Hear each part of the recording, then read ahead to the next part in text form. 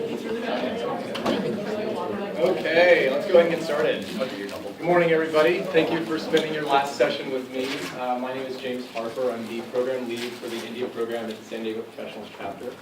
I'm going to be talking to you a lot about economic sustainability today, and particularly I'm going to give you a couple of insights that I've learned over my tenure with EWB, as well as some tips that my team has discovered for our project in India. A lot of the pictures you're going to see today are pictures from India. A lot of time that we spend in India has given us some unique perspectives of actually getting into the nitty-gritty of economic sustainability and how that actually applies to our projects. So hopefully you guys can take something away to your projects. So starting out pretty broad, we know that different communities have lots of different problems, and each of those problems can be solved in many different ways. And some of those solutions are good and some of them are bad based on the different pros and cons that go with them. Right? Engineers are very good at taking a look at effectiveness, right? We want our project to be effective, first off. It's usually the first thing that pops into our mind. Then we start thinking about things like maintenance, maybe how easy it is to train and educate the people that are actually using the projects on a day-to-day basis. Then we start thinking about costs. That's one of the things we're going to talk about a lot today, our initial costs, as well as long-term costs, recurring things, operation and maintenance costs that go into our projects. And then, of course, community acceptance, the thing that engineers are generally not so good at.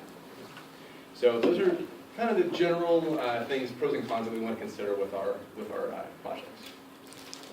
Now, to think more broadly about our projects, we like to think about different types of sustainability. Environmental, how it's going to affect the planet. Social, does the community accept it, and how is it going to change the way the culture of the community works, things like that. And then economic sustainability. Is there money to sustain the project, both initially with that 5% contribution that we're all getting used to, as well as long-term costs. So another way to think about projects is we want to make sure that projects are done right, which we're pretty good at, the technical side of things, right? And, of course, being the right projects for the community. You guys have heard this over and over again this weekend, which is fantastic. But this is out of our comfort zone, something we need to work on. And this is the other way that I like to think about projects. You gotta go. I love you guys. You know, only here when I play a thing like that, just walk in the door. And you're like, oh yeah, that's normal. And then somebody uses it for a seat. Fantastic. And not only that. Yep. He's ready for anything. All right. So the project must solve the identified problems of whatever the community's problems happen to be. And it must meet the restrictions of the community's capacity. So these are all kind of talking about the same thing, just in different ways. And we're going to talk about community capacity in detail here. Now, community assessment is how we get information about the community. And we're looking for our socioeconomic data. So that has to do with education, how much money they're making, what their jobs are, those kinds of things. And an accurate community assessment takes a lot of time, a lot of money. A lot of the new people to EWB think of the process as assessment, implementation, monitoring, and it's never like that. It's usually assessment, then implementation. So there's lots of time that goes into this. And then it takes a lot of patience. It's a lot of face time with the communities. It takes a lot of patience to get information firsthand. But it provides really critical information to the rest of the design process and making sure we're doing the right things, making sure it's the right project. And it fosters that community engagement. That face time is very important. At the end of community assessment, we end up with what's called the baseline profile of the community. And that is a snapshot of the community at that point. And inside that baseline profile is the community capacity, which is basically what the community is good at and what they're not so good at, what do they need for education and what they need help with. Many different ways to do community assessment. I'm going to talk briefly about a couple of them in detail. These are some of the bigger ones. Village level meetings are great to kind of bring everybody together and let them know about how EWB works and what they can expect from us. Then you kind of dive into the nitty gritty of going into families, talking with them with community surveys, maybe getting together focus groups. For example, if you have an education project, you might want to be talking to parents, might be wanting to talk to the children that are of age, to get specific information about that project. Talking to influential people. The obvious ones are talking to community leaders, people that the community looks up to, can maybe direct the community in certain ways, but also at the regional level or the state level can be very important to understand what the needs of the community are. A couple really good resources. This is a new book by Bernard Amadei, really, really good. I highly recommend it. There's another book out there called Development Field Work, which can give you a lot of details on how to actually do your community survey and just what you want to think about. What was the name of the book? I'm sorry? What was the name of the book that you highly recommended? Engineering for Sustainable Human Development. This presentation will be available online. You can just write your email down and I'll email it out to you. I think you're going to provide them all. Hopefully. That's the idea. I'm not sure that's actually going to happen, but yeah, that tends to be like what's like supposed to happen. But in any case, you guys want the presentation, you can email me. All right. So in a little bit of detail, community surveys are probably the best source of information you're going to get.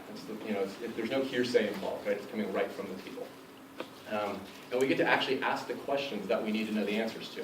So a couple of examples are what the community thinks of as their needs. And what do they need, not necessarily what they want. But other things that you're going to learn are what are they really good at, what are they not so good at, and what are their constraints. For example, if there are certain cultural restrictions that they can't work on Thursday for whatever reason, that's going to affect your project in certain ways. Or they need to work midday out at their normal job so that they might not be able to run the project during the midday. It's certain issues like that are going to arise with a survey. You're also going to understand the community structure and the dynamics of the community. Perhaps there might be some subsection of the community that isn't allowed to interface with the rest of the community because of cultural reasons. Those kinds of things are what you're going to look at with community surveys. As I talked about before, individuals that have interest in the project. And another output from the community surveys would be the rankings of what the community views as their most important problem. Ask them, what are the 3 things you want to do that you would like to have improved in your community? And they'll give you, there'll be one that they really enjoy, that they really want fixed, and then there'll be a couple other ones that will be really nice to have fixed. And that will help you narrow in on what project might be best for the community. Now in my experience, a couple of good things to do are asking about what are called positive deviants. Okay, and it sounds like a bad thing, it's actually a really good thing. Positive deviants are those people within a community that seem to be doing better than everybody else in the community. They're doing something different that gives them more money, gives them more water, gives them more food. You want to understand how they're doing, what they're doing differently in order to give themselves that status. Oh, and one thing that you could definitely ask your NGO about is positive deviants. They're going to know more about not just maybe that one community that you're working in, but other communities as well. Asking open-ended questions. This is a really big thing with community surveys. It gets people to start talking about their problems and start articulating them. And you're going to get more information out of the surveys as opposed to a yes or no question. Right? But at the same time, if you're talking with a community that isn't used to articulating their needs, aren't used to articulating their wants and issues, you're going to have trouble with open-ended questions. And we've seen that in India. So I highly recommend talking with your NGO about those details. And then going over the translation of your surveys into the local language. We've run into some interesting problems, some really weird questions being asked by the translators. So be sure to walk through the translations with your translators. So interviewing influential people. Some cool pictures. I really like these pictures. We're meeting with a congressman here. We're meeting with a local housing representative here, and we're meeting with a regional kind of city councilman, basically. First off, starting with community level leaders, you want to understand what their priorities are. And political leaders love to have priorities, love to have their own agendas, right? So if those agendas align with EWD, that's fantastic, right? You can use them as a support for the project. But at the same time, if those agendas don't necessarily match, they might end up being a barrier. So something to consider. And they need to understand how EWD operates as well. And then when we start moving up to the local, state, regional levels, you might run into lots of good funding that's out there. That can be a huge boon to your 5% and even your long-term costs.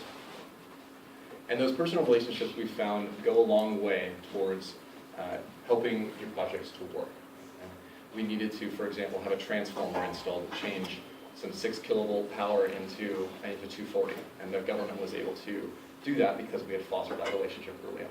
So that worked out very well for us. But at the same time, political leaders can get voted out of office, their interests change, the people's interests change, so don't necessarily depend on their support. Okay, so I've talked a lot about community assessment when I'm supposed to be talking about economic sustainability. Why do you think I did that? They're related, right? all the community assessment stuff is going to be all the information that we need to make educated decisions about economic sustainability. So, the details of this presentation are going to focus on sectioning up the initial cost and the long-term cost. We're going to kind of talk about this a little bit differently. So, as always, we try to make things cheap, right, in general, but certain problems are going to require solutions that have either high initial costs or high long-term costs, or both. So high initial cost projects are going to be things like houses, bridges, roads, community-based water treatment systems. Those are the things that are going to cost a lot up front. And then long-term costs tend to be systems that use a lot of power, have a lot of inputs, such as reverse osmosis takes a lot of power. Certain point of service water treatment systems, like chemical-based treatment systems, you have to constantly buy the chemicals, so there might be a high cost associated with that. PV systems, you got to replace the batteries after 5 to 10 years, depending on how much you use them, high long-term costs. So different projects are going to have a lot of different requirements. So what are the problems with high initial costs? Well, it's going to make a high 5% contribution from the community, which in a lot of circumstances can be untenable to that community, especially when you convert it over to local currencies. And then we start asking ourselves, okay, how can we be asking for money from these people that make less than $1 a day? It obviously depends on the community. And then more to the point, how can we actually practically get the community to accept this 5% contribution? They see us as, you know, rich Westerners coming in to help them out. Why do they have to pay? And again, from a more practical standpoint, how can they actually save up that amount of money? If they're not used to saving, if they're effectively working from paycheck to paycheck, it's not quite the same overseas, but you know, how can we get them to save up that amount of money? And with long-term costs, we need to recognize that that persistent burden is going to affect their lives in other ways. If they're spending a lot of money, for example, buying water, they might not be able to spend that money to buy food or to maintain their house. Those kind of trickle-down effects are going to have significant implications. So how can we determine a recurring cost that's going to be both affordable to the community, but sufficient to make sure that the project remains sustainable and continues to operate? And we also want to consider the sustainability of our projects in the real world. Okay? We like to sit in an engineer world where we feel like we can think of all the different ideas that are going to happen in real life. And then something different happens in real life, something breaks, some unexpected consequence happens. We talked about that a lot this weekend. So trying to understand those real world variations is important. So taking a look at initial costs. We're generally talking here about building, construction costs, equipment purchase, structural testing that goes into the initial costs of a building, those kinds of things. Now, we always want to choose an effective technology that's cheap to install, use and maintain, easy to understand, use and maintain, and of course accepted by the community. This is what we're striving for. But like I mentioned, certain problems have those expensive solutions, so therefore expensive initial costs. Now for us, on our side of things, those high initial costs, that 95% of the capital construction costs, isn't too big of a deal. You know, we're like, oh man, we've got to write more grants, we've got to ask for more money, we've got to do more fundraisers. But those are pretty easy things to do. We're skilled at doing that. We understand what's required. But that 5% can be very, very large when it's converted to a local currency. So that's what I want to talk about a little bit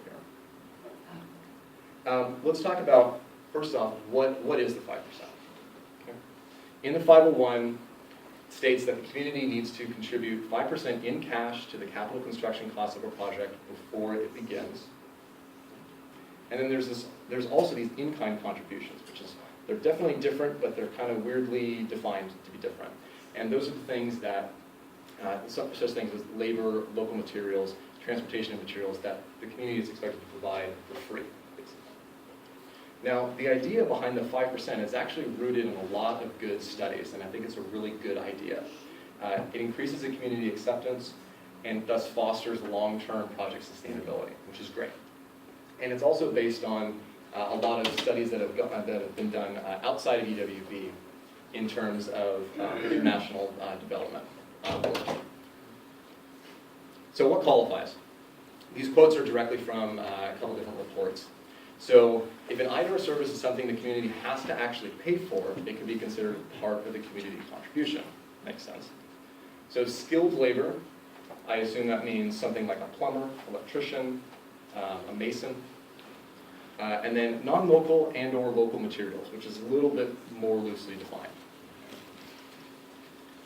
Now this contribution can come in various forms, okay? Obviously the individual families of the community can contribute, that's kind of a natural assumption when you think about a contribution, but it can also come from the local government and local grant programs. So one thing to think about is perhaps connecting up your community to a community outreach program, okay? Corporate social responsibility outreach programs, which connects up corporations either local within the country or international to help fund these 5% contributions. And then think about combining, right? The community can contribute part of that 5%, and you can have grants contribute the rest of it. So there's lots of different ways to do it. But bottom line is more local resources that the community raises is going to foster that long-term sustainability of your project. So what doesn't qualify? Okay, a couple good examples here. We've got some ditch digging going on here to lay a pipe, and we've got some food that was provided, which was really completely delicious, by the, I wish you could see a little more detail, but anyways, by our community in India. But in-kind contributions, labor, local materials, food for the team. Now notice that local materials was listed as an in-kind contribution as well as a 5% contribution.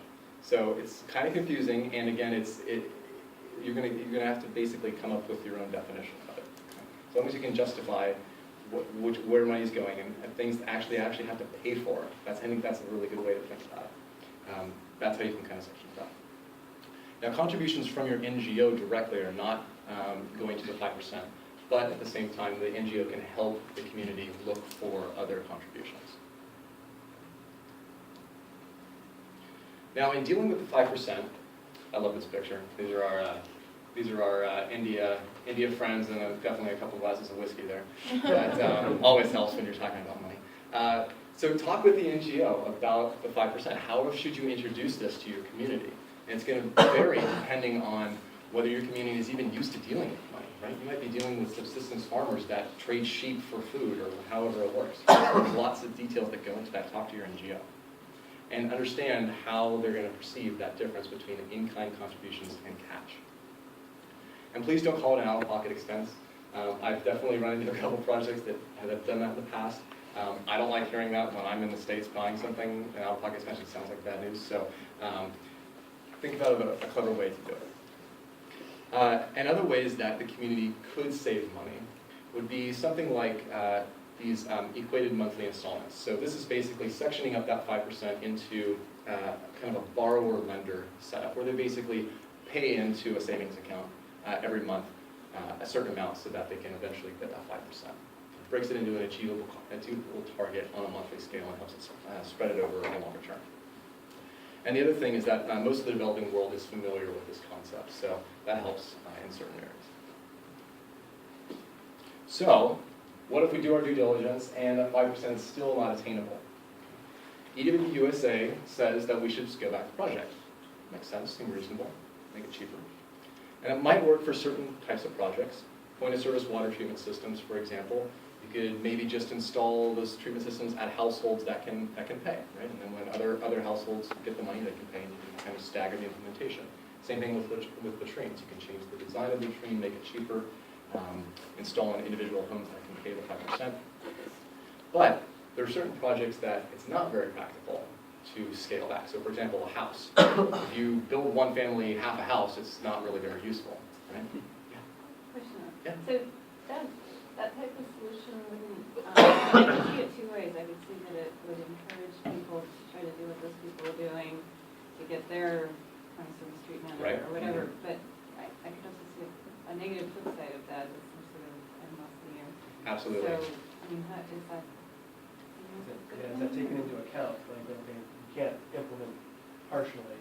It really does need to go to the whole community, otherwise. Totally, yeah. And and you guys are hitting the nail on the head. There are a lot of nuances to this 5% and a lot of implications that make it difficult to actually practice. It's very good in theory. It has a lot of basis in theory, but in practice it might have some trouble. and I don't have good answers. That's why we're talking about it, that's why we're kind of acknowledging it, because this is a relatively new thing. Katrina, I think it was in the past 2 years that 5%'s been around, so Yeah, it's relatively new. and it's also, so it's 5% is the minimum.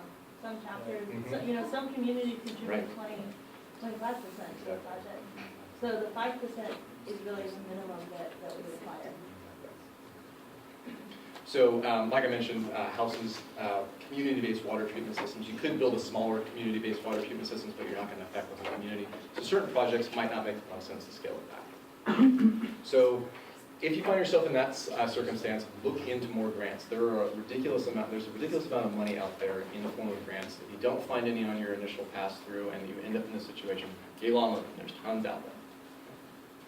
And get your NGO to look. So with that, you're saying the community would have to independently write their own grants, or could the Or NGO with the write help of grants? the NGO. Okay, but essentially, like, we shouldn't have any involvement in that. They have to independently raise the money, is what you're saying. Yeah, Okay. and I mean, you can certainly help them look, but Point them? absolutely, yeah, you can, but the point is that they're the ones that are pursuing it. Make sense? And then, as we already talked about, EWG recommends perhaps staggering that 5% over time. To save on money. So a little case study. This is a housing project in India that we started this year. We're going to be replacing these houses. It's basically 3 feet of mud walls and then thatched roof on top. And we're going to be replacing them with concrete structures that have built-ins, and it's an enormous improvement. So we're planning on building 30 houses with latrines and rain catchment systems. And if you guys have heard of the culture of India that works on the caste systems, kind of think like feudal system, like knights and peasants, that kind of thing.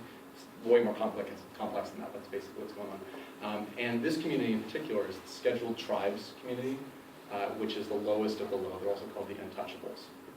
So we're dealing with very, very poor people here. And that 5% of the house works out to about $100, which is actually really good. Right? $2 grand per house is pretty good. But for them, that's about 2 months' salary per family, which is a lot. So whether it's tenable or not for this community, we're not sure yet, and we're still working with them on finding their 5%.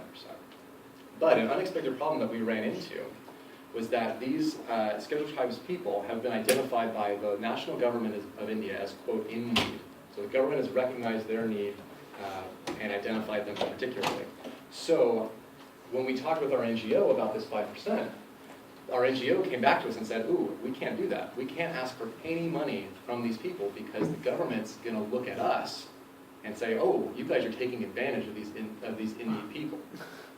Okay? So, like I said, there's lots of nuance with this stuff. So that was one thing that we weren't expecting. But right now the community is currently looking for their 5%. Looking to the future. All right, so we've talked about how the 5% is a good idea. Okay? We've definitely identified a couple limitations with it, and a couple problems that we as engineers are going to have to deal with. Now, the way that I like to think about it is innovation is only going to take us so far with a rigid rule. Okay? And the actual number of 5% really isn't reflected in the literature. There's a really good review article that EWB USA put out that looks at a lot of studies that have looked into this. And that 5% isn't 5% in a lot of other organizations. It ranges from 0 up to 100%. So there's not a real good consensus on that, so we need to do some more research. This is going to be something that changes over time. Now, an alternative that might work out well is maybe requiring the community to contribute a percentage of their yearly income to projects. This is, again, food for thought. And the idea being here that it considers the community capacity. It can vary based on how much money or what skills the community has. And it's going to make the burden of projects equal or more equal across all the projects that EWP does.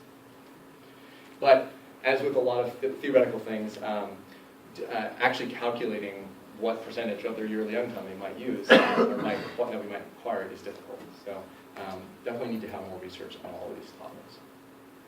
But if you guys encounter problems with the 5%, or if you don't encounter problems, let your project managers at EWB USA know so that we can make more informed decisions and change the protocols effectively going forward. So any questions on initial stuff? Feel free to ask questions. We're doing good on time right now. Any questions right now? So I'm about to shift gears a bit.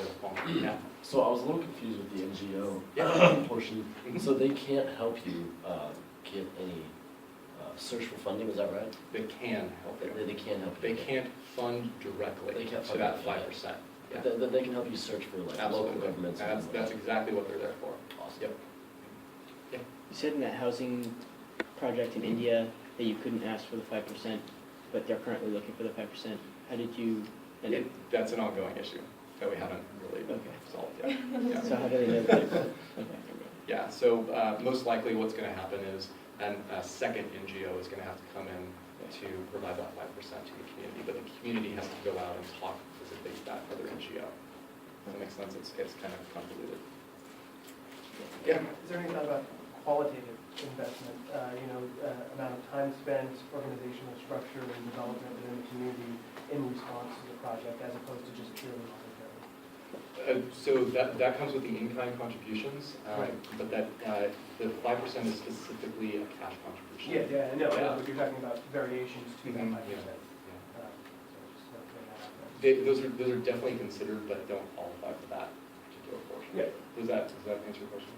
I knew that, I was just throwing it out there as. Oh, I see what you're saying. Yes, absolutely.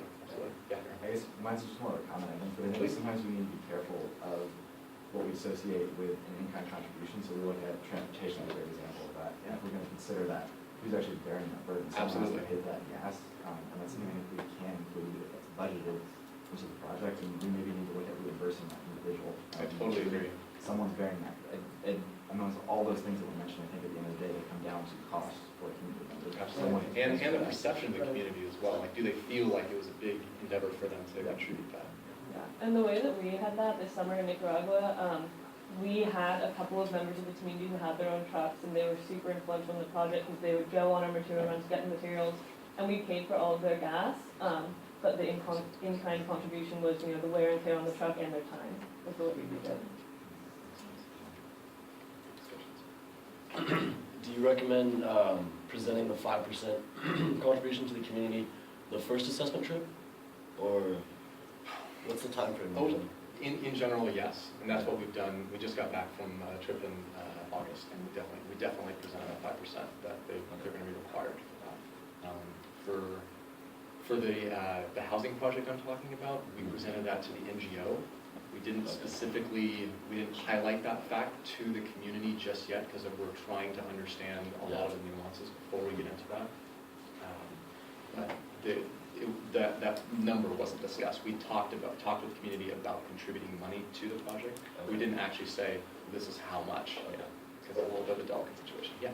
So for in-kind contributions, if you were to consider what she had said, like wear and tear on trucks and, the amount of labor, how does that get calculated as 5%? Fantastic question. It's difficult. Is my answer. It's going to be hard.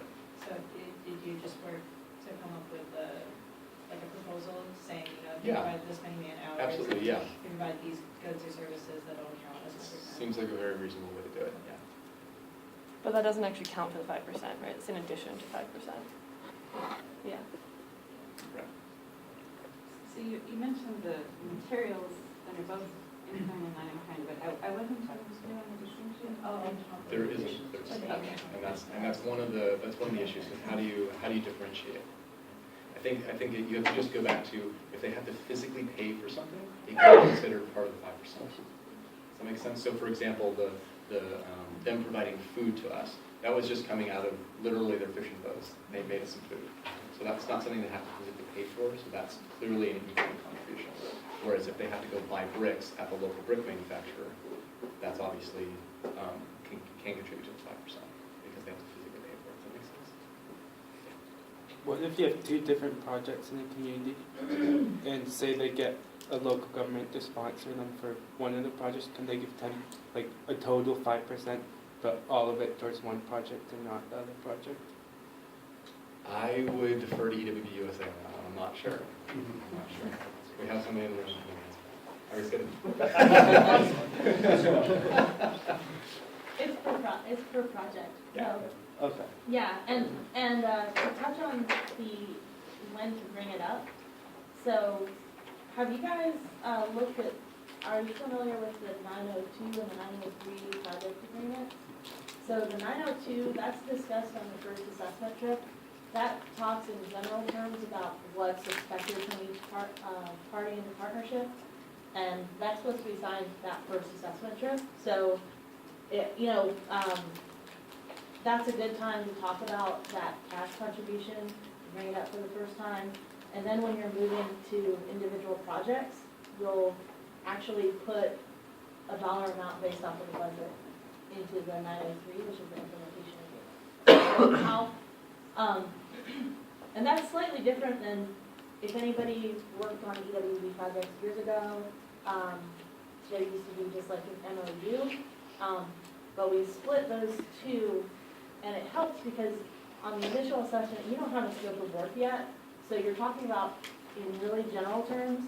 That's the overarching partnership agreement, and you don't have to put details into that. Then when you move on to the sub-agreements, which are kind of, sub-agreements to that overarching partnership, you get into project details. So that's when you're looking at, okay, what materials are you actually bringing, what cash are you bringing, and how are you going to come up with that 5%? So obviously lots to talk about. I'm going to go ahead and scoot on to the long-term costs here. So, long-term costs, generally speaking, operation and maintenance costs, making sure that a system continues running over the long term. It's going to require a reliable flow of money from the community. So, like we talked about, that's got to be affordable to the community. So that cost has to be something that community members can pay, even when bad things go down. Right? There's drought. There's a storm that ruins their crop. Whatever it happens to be. Right? So feasible worst-case scenarios. You want to start thinking about those things. We want to reduce the burden on the community as much as possible and increase that community acceptance, like we talked about. And it has to be sufficient. Right? We want to make sure that what the community is paying into the project is going to make sure that we have replacement parts on hand and a little bit of buffer so that we can have extras or deal with unexpected failures, those kinds of things. And we need to think about training as well. Okay? Training the operators, making sure that they're getting the training that they need to make sure the project runs. So there's that affordable yet sufficient economic system that we've been talking about. And it's important for all projects. Okay? Even if your long-term costs aren't necessarily very high, it's good to start thinking about this stuff. But it can be very critical for some. The primary project that we have running in India is a reverse osmosis water treatment plant, which takes a lot of power, takes a lot of money, and we had to really think about this stuff up front. Now, there are a lot of methodologies to trying to come up with these good, affordable yet sufficient recurring costs, recurring prices for the community. And the most basic one is a break-even analysis. Okay, how much do I need to sell in order to meet all of my costs? We'll talk about that in more detail. Other things that I wish my team had done, but we didn't. I don't have to take blame for it because I wasn't on the team at that point. But risk analysis. Okay, so risk analysis might be taking a look at the components of your system and seeing how long does each individual component last, and what's going to be the most likely to fail. And then you take a look at a sensitivity analysis. If a component fails, what happens to my system? Okay? Is my system very sensitive to this one pump or this one component? And then a degradation analysis, taking a look at the performance of your system over time. What happens if this motor starts not putting out as much power as you wanted it to? Or that structural beam fails and isn't able to support the load of the house? I'm going to think about how things are going to change over time. And like we've been talking about, considering a range of scenarios. And the end result of trying to conceptualize all this and put it into your design and your analysis is applying relatively expensive technologies to development projects. So that's kind of the end goal of all this.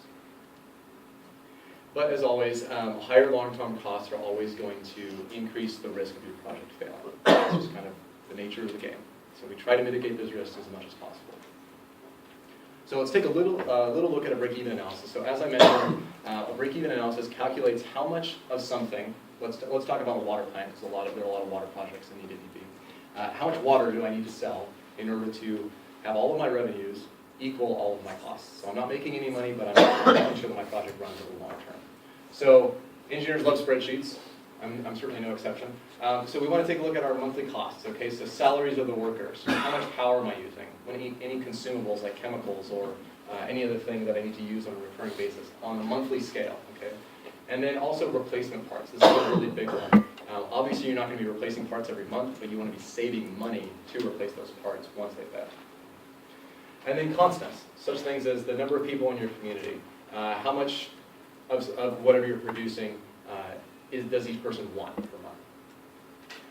Put those numbers in, and you end up figuring out like how much your plant or whatever your project is producing needs to make per month in order to break even.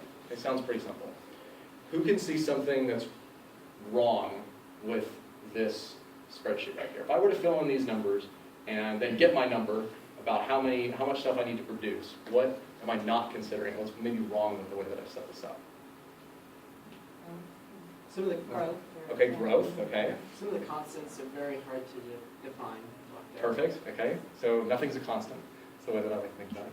Let's just assume a constant rate of everything, and it's gonna fluctuate throughout the year, so you Absolutely. have to like look at a max constant. You got it, you got it. So things that you want to think about are ranges for your values. When you put a number down, whatever happens in real life is not going to be that number, ever. Never actually going to be that number that you write down. So try to think about different scenarios. So the form of this break-even analysis is going to vary by the project, of course. Different projects have different expenses, different issues going on, so you have to think about it. But the bottom line is that real life is far more complex than any spreadsheet's ever going to be able to deal with. So doubt your assumptions. If you remember nothing else from this presentation, that's the phrase I want you to remember. So consider those what-if scenarios. Okay, what if no maintenance is performed on your system, or poor maintenance is performed, which is really common, unfortunately. Unexpected failures. We've had tanks rupture for no good reason. They were just poorly manufactured. And consider reductions in your equipment performance. When you buy a 5 kilowatt pump, it's not going to be 5 kilowatts for more than like 6 months. It's going to start eating more power and producing less rotation as time goes on. So think about those degradations. And then think about changes in subsidies. I'm going to talk about this a little bit more in a little more detail, but we actually had a government subsidy for power at our RO plant to start out with. And then in about a year, when the government realized how much power we were actually drawing, they said, no more subsidies, you guys just start paying for power. So that just went away and changed everything about the plant. So consider those scenarios. And if there's some similar, yeah, go ahead. Do you have something in there for the labor of the person who's operating this plant? Yes, that's the first one right there that says salaries. Okay. Good question.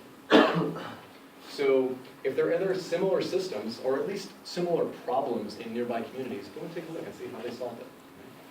Always a good thing to do. And then identify what your project is most sensitive to within your system. So in the case of reverse osmosis, it's the RO membranes. We'll talk a little bit more about that. And I always, whenever I talk about analysis, I always like to say this: don't get analysis, or don't get paralysis by analysis, right? We want to dive in to analysis and use those skills that we learned in college, right? And get good at making good analyses, but don't get bogged down in the numbers. I know that that's just like affordable versus sufficient. You got to try to balance those two things. The end result of this is building in a cushion to your economic system for your project that gives your community enough money to pay for what they need to pay for without overburdening the community. So let's take a look at another case study. We got 20 minutes. Awesome, this is great. So like I mentioned, water treatment system in India. It's a coastal fishing village of about 4,000 people. Each family makes about $50 US a month. And their water table was contaminated by seawater during the 2004 tsunami. So let's take a look back at how we can think about this project. I chose to write it up in this way. So solve the identified problems. We've got to remove salinity and microbiological organisms that are present in the water. And think about the restrictions of the community's capacity. So for this community, their economic status, obviously they're relatively poor. $50 a month isn't very much. And their education was also an issue. That's another constant problem, a prevalent problem. Generally speaking, people had a 3rd to 4th grade education as adults. Yeah. Just out of curiosity, how did you guys deal with the language barrier in India? Translators. Did you like hire a translator? Our NGO provides really excellent translators. It took forever for us to find a good NGO, but that's how we did it. Yeah. How do you figure out that $50 a month figure? And how much, what's the community surveys? And Indians love to talk about, I'm not sure why, but they love to talk about how much they make. So that's like the first question they ask you when you, oh, you're from America? How much money do you make? So they love doing that stuff. So that wasn't terribly difficult for this project. And they just know. Yeah, like typically we would ask them how much they make per week, and they were able to say, or how much they would make per day, because they're subsistence workers, so they get paid by the day, and then we just extrapolate it out. Alrighty, so we took a look at a lot of different alternatives. There's lots of ways to purify water, and each different method has a lot of different effectivenesses with regard to the specific problems that we identified, as well as costs and complexity. So we're always trying to minimize all of these things, but for this particular project, we needed to go with RO because of the salt. Okay, we had a lot of people, 4,000 people is a relatively large community, and salt and water is bad news. It really limits your options. So we ended up going with RO, and for people that aren't familiar with RO, it's the same thing as desalination. It's very similar. So the way an RO system works in brief is it takes a very high pressure pump, water pump, pumps salty, very salty water up through a very, very fine mesh filter called an RO membrane. And that high pressure pump basically is able to push water through that membrane where all the salt ions stay on one side of the membrane and clean water comes out the other side. And you need a high pressure in order to separate those ions out. That's very simplistic, but that's basically what's going on. So you can imagine that a lot of power is going to be needed for that pump. And those RO membranes are very expensive. They're actually only made, to my knowledge, in the US and Germany. So, because it's a specialized membrane. So we needed to come up with an affordable yet sufficient system for the system to work. And we took a look at our community capacities. You know, these are all tying into what we were talking about earlier. So community surveys were really big. On the last trip, we did 50 community surveys, which was, you know, a marathon, but it was good. We took a look at what influential people wanted in the community. And we took a lot of measurements and direct observations. So a measurement, for example, would be how much water is produced by a hand pump. And that's a direct measurement. Whereas a direct observation might be, do people have washing machines, cell phones, electricity in their house? Gives us information about their socioeconomic status. So we can get a lot from just going out and interfacing with the community. Quick thing about community surveys, key questions, yeah? If we were to put a reverse osmosis here, we would have asked for tons of analyticals, concentrations of selenium. Yes. There you have to go. We did a lot of water quality sampling. By mouth? Or? No. But definitely not by mouth. Like, use your eyes and your ears and make your hands never your mouth. I mean, there is lack of infrastructure. Absolutely. Luckily, in a town about an hour north of our community, there was a very good testing facility. So we were able to take water quality samples from the town, drive them back up to the main community, or main city, and have them tested. So we were able to get TDS levels and salinity levels and all the different chemical structures. So, good question. So with our community surveys, we asked, how many people live in your home? How much water does your family drink, cook, bathe with on each day? I really like this question. Do you think clean water is important, and why? And then getting into the economics of it, how much would you pay for clean water if it were available? Do you plan to buy water from the RO system? If yes, why? If not, why? And the reason we ask these questions are to get a feeling for how much water we're really going to need to produce with our system. So that comes out of the first two questions. Also, the level of education of the community with regard to water and health. So for example, if we go and build a fantastic RO system that works great, makes clean water, but nobody comes and buys it because they don't understand why they need to go buy it, or why their dirty water is affecting their health, then we fail. So that's very important. And then also, of course, like we're talking about today, the affordable price for clean water. What do the community members view as value? What do they value in water? How much are they willing to contribute for a certain amount of water? So this is the break-even analysis we came up with. Notice the lack of ranges, notice all those things that I'm saying we should do. We didn't do back then. So let's see here. Replacement parts, like lots of replacement parts because the system's relatively complex. This is the number we came out with from the community surveys with regard to how much water per 20 liters, that's an office water cooler size of water. And with our break-even analysis, we got some cool numbers here, and we're gonna talk about the details of those numbers here in just a second. Two things to think about: plant capacity, that's how much water we're theoretically capable of producing. Okay. And how many people we need to sell water to in order to break even, somewhere around 800 out of the 4,000 people. What's roughly the conversion rate? Oh, from rupees, there's 60 rupees to a dollar. So 5 rupees is what, a little over 10 cents, a little under 10 cents. So, based on that break-even analysis, we're going to get back to the break-even analysis and what was wrong with it in a second, but based on that analysis, we decided to go with a punch card-based system where a family could come in at $2.50 to get 30 20-liter bottles, so that's enough water for their family for a month. And that works out to approximately what we pay for tap water in the States, which is pretty good for a small system. And those revenues go to pay the salaries and the operational costs, the salaries of the 3 operators that run the plant on a daily basis, and the O&M costs of the plant. So, the break-even analysis looks pretty dang good. 28% of the plant capacity is going to be needed, so we basically need to run the plant at 28% capacity in order to break even, to make enough water. And we only need to serve 800 out of those 4,000 people. So we get our engineering smiley faces on, we're really happy, we're excited, we solved it, right? But, no. Just no. So, yeah, taking pictures of failure is hard. So these are just a couple of examples, and I'll talk about them. So the first one, I already kind of alluded to this. We failed to accurately describe the power costs to our system. So we had a huge increase in the cost of power. Now, I talked about the government subsidy going away. That was part of it. We also, India as a whole, actually increased their cost of power because a lot of India runs on hydroelectric power, and the whole country's going through a drought. So no water, no power, power gets expensive. So that's what ended up happening there.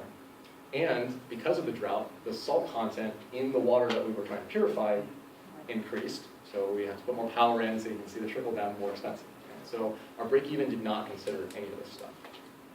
But luckily, we were able to throw solar on the roof and help them reduce the cost of power. So that was a subsequent project that's went on top of the water project. So that one was something we were able to solve. Another thing we didn't think about is poor maintenance and how that affected our system. Okay, so this is the picture up top. So this is the front roll-up door and the steps up to the RO system. This is what we saw the first day when we went over there in August of this year, and water is just coming out, okay? And it's leaks in the system. And it actually started rusting out the door, and it was rusting the door because it was the salt water that was leaking on that side of the system. So bad news. Another thing to talk about is unexpected failures. The raw water tanks outside, one of them just decided to burst for no good reason. We don't know if it was vandalism, we don't know what the heck happened, but the community had to replace that raw water tank because otherwise the system doesn't work. So that's an unexpected failure that goes into the economic system. Another issue that we've run into is transfer of knowledge from operators. So we trained the initial operators really well. We had a really big educational campaign, and then they decided to move on to other jobs, like people do. That's pretty normal. And they didn't transfer their knowledge effectively to the new operators.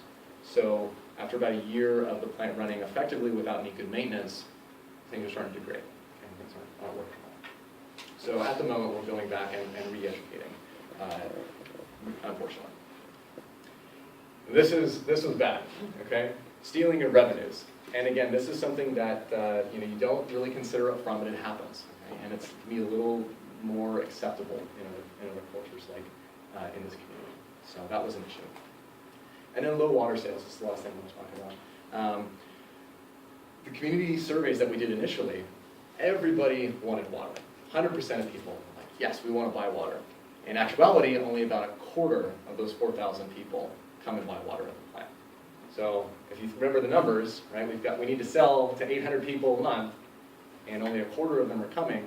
So we're at about 1,000 people, and with all these other issues, you start getting into the red. So that's why we want to take a look at a lot of these what-if scenarios. So I've talked a lot about lessons learned already. Okay? Thinking about different scenarios, trying to anticipate the future, trying to think outside the box. But a lot of the issues that we ran into were all about education. Okay? I'm going to walk through what's going on there. So that poor transfer of knowledge from the operators, excuse me, from the old operators to the new operators, that led to poor maintenance, poor water quality, and what was really interesting, the reason that this was identified as a problem was actually in the community surveys. We started going out to the community and we got pretty much everybody saying, oh, there was a change in taste of the water that they were buying. So they were actually detecting the increase in salt content of the product water because those expensive RO membranes hadn't been replaced. So that was really interesting. So that poor water quality started affecting sales, affecting the economic system, and the plant in general. And while that stealing of revenues issue might just be viewed as, selfish people going and taking money and going, hey, I want, there's money in the register, I'm gonna go, get a taco stand. Not in India, but you understand what I mean. But what we actually identified was that this was a lack of understanding as to what that money was actually for. Where was that money in the cash register actually going to? And it was also that they were storing all of the money in the cash register. They weren't putting it into the bank account. So that was another issue. Taking $1 out of a stack of 100 bills is not that much, but when you do it a lot, it's a big issue. So we had to go and educate the operators about this issue. So looking forward, what are we going to do? Significant initial training, I feel like we did a good job of that, but follow it up with regular training and education throughout the project's life cycle. We're planning on going back every year to help re-educate people. Yeah? So you can't go back every year forever. What kind of plan do you have in that regard? So we can't do that, right? That's we could theoretically, but that's not the point, right? We want them to take ownership of the project. And in our case, we didn't give them the skills that they needed to succeed. So we're going back and re-educating and working with the NGO to set up a little bit more on their side so the NGO takes over to make sure that the new operators are educated. But it's a difficult problem because we're going into these relatively uneducated communities and expecting them to know how to save money, know how to operate machinery that's they've never seen before. They've never they haven't even gone through geometry and trigonometry, and we expect a lot of them basically. So it sounds like the economics of the project was designed so that it would be self-sufficient once it was running. Did your NGO go for a contingency in case they needed to contribute to long-term costs? Again, that was this project was started about 10 years ago. So at that time, there wasn't a lot of structure in place like we have now. So in short, no, there really wasn't a contingency in place. Yeah. Is it still up and running? Like, Good question. Yes, it is. It sounds like it's all fire and brimstone. Yes, and it is still up and running. We have a community organizer going and getting them re-educated. So if it's in the red, like, where's that red market being provided right now? Just out of curiosity. So a lot of the design of the economic system went into making sure the plant operates over the long term. But when shit hits the fan, money comes up. Literally, like we've had, like with that tank failure, that happened relatively early on in the project, so there wasn't a lot of money in the coffers at that point. So the local leaders said, hey, we need some money to the community members, and they all contributed. Oh wow. So again, there's the community buy-in, right? That's a great example of it. So just because our economic system failed doesn't mean that the project's necessarily going to fail. Do you know if the community is still on board to fix it? Like even later, like do they want to fix it? Do you know? They do want to fix it. I think that the primary issue is that they don't understand necessarily how to fix it. So, and that's where but they like are on board even now. Absolutely, yeah. They call it sweet water. They love the water. So they really like it. They want to keep it going, but they lack the education to really effectively do that. The way we have a 5% commitment cash from the local community, is there something equivalent of a commitment from the NGO to do some of this long-term support, like audit? I mean, the stealing from the operators is a matter of audit. Absolutely, yeah. Which is technically speaking, cannot be done with annual trip from the U.S. right there. So it needs to be somebody local. Absolutely. And I was wondering if we have a good NGO there, we will say, you want our support? We want your commitment to Absolutely, do and that A? has been the conversation we've had recently with them. But, and it's actually written into the agreements that the NGO is responsible for recurring education. But that was something that wasn't highlighted back in the day when Do you all this understand started. what So you're again, this is a standing for? mature project, so this is, again, just trying to get you guys to learn the lessons of our project, but you're absolutely correct. The NGO should be responsible for that recurring education. And audits. Exactly, yes, absolutely. Yeah. Are you okay on that? That's okay, yeah, I've got one more slide, so we're in good shape. I guess this question is sort of, triggers something that I've been thinking and sort of watching and listening through the project process. I'm kind of am wondering in my mind, I know the goal is to leave the communities fully self-sufficient to where they can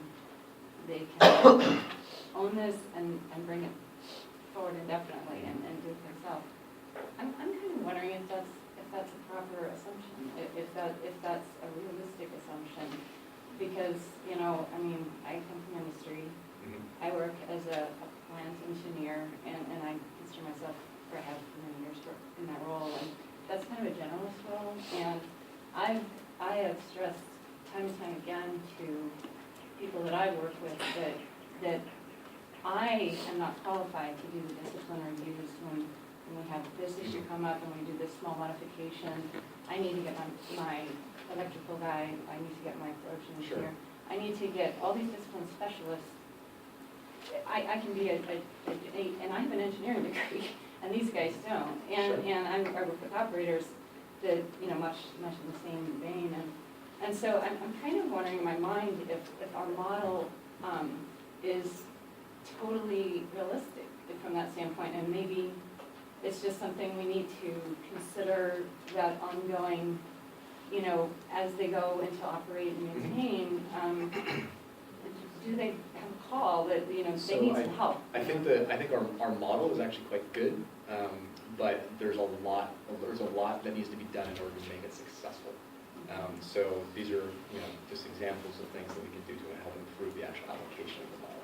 'Cause I think But do you understand what I'm saying? Yeah, absolutely. I mean, I think it's a great goal, and I think we can do a lot of things to get it closer to that. But I wonder if, you know, I just don't know that it's entirely achievable for them to be fully sufficient to solve all their problems. Yeah, it's certainly an issue.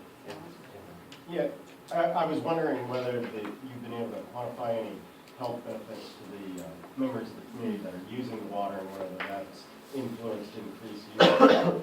Definitely. So the first trip that I went on was in 2013, about 2 years after the plant got installed, and we went out and did community surveys. And I was getting kind of teary-eyed thinking about this, but everybody said, "I'm healthy. I can go to work now. I can go to school." So we didn't quantify, you know, specific changes in, you know, diseases, those kinds of things, but we definitely saw a vast improvement in health. So. And did that have any influence on the members of the community that were not? Oh, I see what you're saying. We didn't look specifically into that. Because that seems like that's one of your issues, that you don't necessarily have enough use, and interesting to see if you can influence more use. Definitely. How do you balance the upfront cost versus the long-term maintenance? For example, if you were to bring in 316 stainless steel, you probably would never have a leak. But you might never get that product to the site without it installed. Right. That's a lot more expensive than probably what you use. So how are we supposed to make that balance? So at least for our projects, it's been limited by what's been available, which is probably going to be a lot of the cases that are out there. But you're right. It really comes down to balancing it, and it's going to vary. Just going off of your question, something I think we put into consideration during a design for one of the Cal Poly teams here is that you pay a little more upfront and put something that's not going to require repairs, but if you, like maybe there's a filter that doesn't need to be repaired as often, but if you include something that requires, you know, every 6 months that they really have to be checking up on it, and it's something that's more accessible but less durable, that kind of gets them to be more bought into it. Yeah.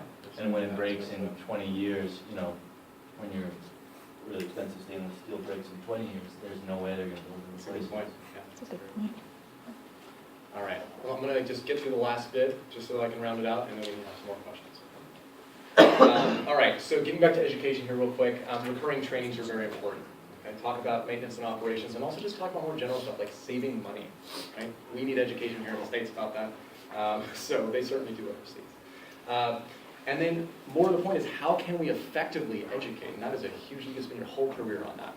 So ask your NGO is the short answer. They're going to know the best way to communicate with your community, especially with regard to education. And there's a lot of literature out there for you to educate yourself on how to effectively educate. So I really like this quote. It kind of helps round us out here. Find what people do and know and teach them to do it better. Otherwise known as determine their capacity and then educate them in the areas that they need more help on. So in summary, effective community assessment is really, really critical. Spend the time to prep for and then actually perform a good assessment that's going to give you the information you need to make an effective project. Try to keep it simple and cheap, right? KISS is a fantastic acronym. But if you can't be innovative with that 5%, that's the rule right now until it changes. Let's just make it work and let's go out there and do some good stuff. Perform a thorough economic analysis, even if your long-term costs aren't high. Just be sure that you're not missing anything. Understand those what-if scenarios. Consider those different scenarios. Doubt your assumptions, right? That's the takeaway from this. And educate more than you think you need to. Okay? Don't get condescending, right? Don't talk down to people if they already know this stuff. But make sure that they understand it. And budget accordingly. Build it into your grants. Okay? We just wrote a grant, and we wrote in $5,000 for education. Okay? Put it in there. It's really, really important. And just in closing, so great engineering doesn't just work, it works for the long term. And we need to give people the skills and the abilities to make sure that those projects work for the long term. So thanks very much for your guys' attention. I really appreciate it. A couple people from my team went into making this presentation possible, so thank you very much to them. And then if you guys need to email me or contact me on Twitter, please do. I love mentoring students. I'm actually a teacher right now, so I love doing that. That's what I do for a job. So please contact me if you need me.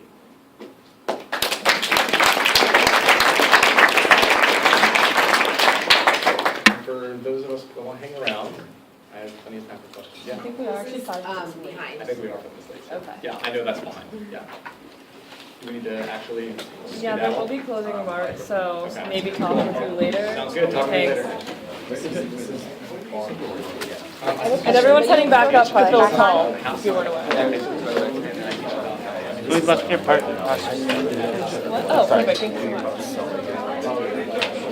That's actually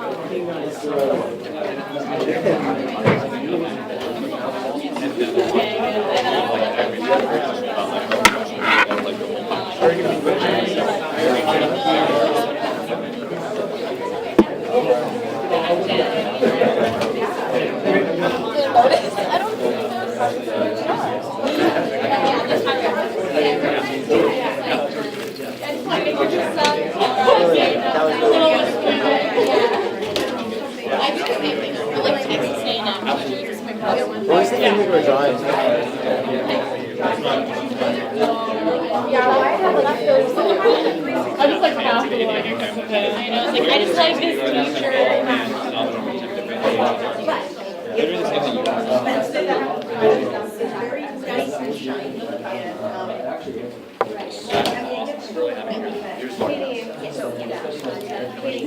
And maybe recycling the name tags. Are you recycling the name tags? I don't know. Here, take this. I'll take it. He laughed and he was like, will you give this to him? that's the stand highlight. 316.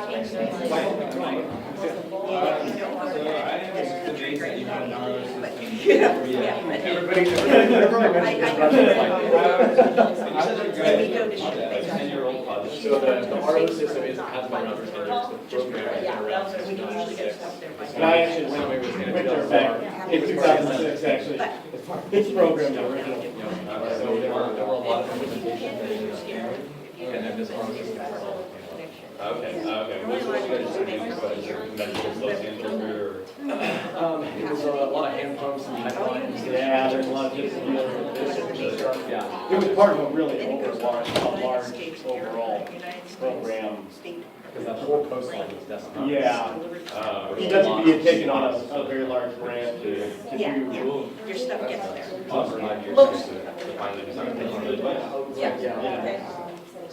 You can turn that up. I think it's very Oh, I can't remember Okay. the names, but yes, I was talking about Yeah, and so, they get your those. Yes, and they gave me theirs. yeah, I was gonna ask.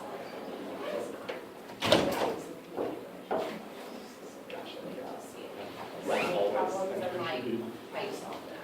Definitely, yeah. Without And saying, and if you don't hear from me for whatever reason, look it up on the engineers that were saying. Yeah, so where do you guys get like